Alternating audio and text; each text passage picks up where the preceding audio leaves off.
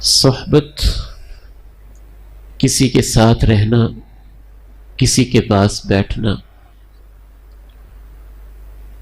دنیا مانتی ہے کہ اس کے اپنے اثرات ہوتے ہیں۔ قاضی سلیمان منصور پوری رحمہ اللہ تعالی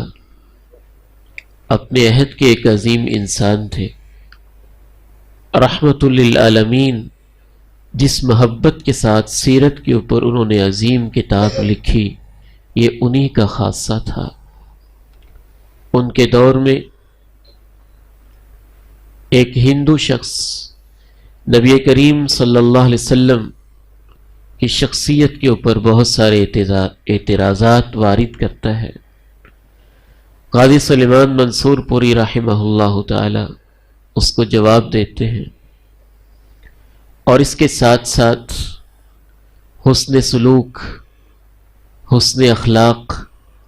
حتیٰ کہ بیمار پڑ جاتا ہے تو اس کی عیادت کے لیے چلتے ہیں، اور روزانہ ہی آتے ہیں۔ ایک روز یا کبھی خود آنا نہیں ہوتا تو اپنی جگہ پہ کسی اور کو بھیج دیتے ہیں۔ وہ دھرم پال اسکول ٹیچر تھا، اسلام سے بڑا سخت متنفر ہو چکا تھا۔ اسلام اور پیغمبر اسلام علیہ الصلاۃ والسلام کے خلاف ہرزہ سرائیاں، اعتراضات، نکتہ چینیاں اس کی تحقیق کا واحد مشغلہ رہ گیا تھا۔ لیکن قاضی سلیمان منصور پوری رحمہ اللہ کی شخصیت سے،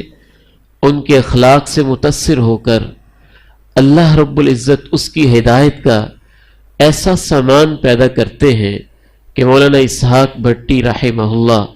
انہوں نے جو قاضی سلیمان منصور پوری کے حالات پہ ایک عظیم کتاب لکھی ہے، اس میں وہ لکھتے ہیں کہ اس کی ہدایت کے بہت سارے اسباب میں سے جو عقلی اور نقلی دلائل تھے، اس کے ساتھ ساتھ ایک بہت بڑی وجہ قاضی سلیمان منصور پوری رحمہ اللہ کا اپنا کردار، ان کی شخصیت کے اثرات، ان کی شخصیت کے اندر جو اللہ رب العزت نے ایک تاثیر رکھی ہوئی تھی۔ یہاں تک وہ لکھتا ہے دھرمپال کہ میں قاضی سلیمان منصور پوری رحمہ اللہ کے پاس کئی راتیں گزارا کرتا، اور کبھی میں نے یہ منظر بھی دیکھا کہ جب قاضی سلیمان منصور پوری تہجد کی نماز پڑھ رہے ہوتے تو ان کی نماز والی جگہ کے اوپر مجھے نور کا ایک ہالہ دکھائی دیتا تھا،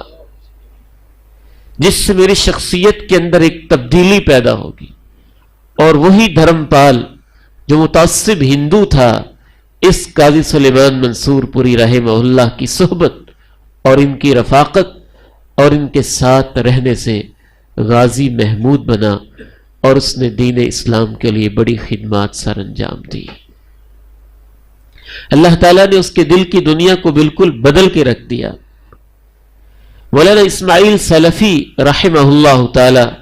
گجرانوالہ کے ایک عظیم اپنے وقت کے امام اور محدث ہو گزرے ہیں، اور بہت بڑی وقی خدمات ہیں ان کی دین اور مسلک و ملت کے لیے۔ ان کے پیچھے لاہور سے ایک شخص جمعہ پڑھنے کے لیے وہاں جایا کرتا تھا۔ ایک دن تعارف ہوا تو انہوں نے پوچھا کہ آپ لاہور سے چلتے ہیں، گجرانوالہ میرے پیچھے آ کے جمعہ پڑھتے ہیں، اس کی وجہ کیا ہے؟ وہ کہنے لگا، میں آپ کے پیچھے جو ایک جمعہ پڑھتا ہوں تو پورا ہفتہ میری ایمان کی کیفیت ہی اور رہتی ہے، میں اپنے آپ کو بدلا سا، ایمان کو تازہ سا محسوس کرتا ہوں۔ مولانا اسماعیل سلفی رحمہ اللہ نے اس سے کہا، آپ اتنی زحمت کرتے ہیں، آپ کے لاہور شہر کے اندر غزنوی بزرگ موجود ہیں، کبھی آپ ان کے پیچھے جا کے جمعہ پڑھے جو آپ ایک ہفتہ ایمان کی کیفیت محسوس کرتے ہیں، مجھے امید ہے کہ آپ مہینوں محسوس کریں گے۔ اس شخص نے مولانا اسماعیل سلفی رحمہ اللہ کی بات پہ عمل کیا اور غزنوی بزرگوں کے پیچھے جمعہ پڑھا، تو لکھتا ہے واقعتاً ہی ان کے پیچھے جمعہ پڑھنے سے میرے ایمان کی کیفیت کئی مہینے تازہ رہا کرتی تھی۔ اس ساری تمہید کا مقصد یہ ہے کہ ہم میں سے ہر شخص ایک دوسرے کے اوپر اچھا یا برا اثر مرتب کر رہا ہوتا ہے. ہماری ذات کے اندر اللہ رب العزت نے ایک ریڈیشن کا ایسا سلسلہ رکھا ہوتا ہے، میرے اور آپ کے وجود سے لہروں کا اخراج ہو رہا ہوتا ہے. اور میں نے یہ سب سے پہلا جب ایک موضوع پڑھا کہ ایک شخص دوسرے کے اوپر کیسے اثر مرتب کرتا ہے، تو سب سے خوبصورت اس کی مثال بھی اس دھرم پال نے ہی دی تھی جو قاضی سلیمان منصور پوری کی شخصیت سے متاثر ہوا، اور وہ کہنے لگا کہ میں تو اس کی مثال یوں ہی سمجھا کرتا ہوں کہ جس طرح ایک گلاب کا پھول یا پھولوں کا ایک گلدستہ آپ کے پاس پڑا ہوا ہو، وہ چل کے آپ کی ناک تک نہیں پہنچتا، لیکن جہاں وہ پڑا ہوتا ہے اس کے اندر سے لہریں ایسی نکلتی ہیں، انعکاسات ایسے ہوتے ہیں، ریڈیشن کا سلسلہ ایسا ہوتا ہے کہ پورے کا پورا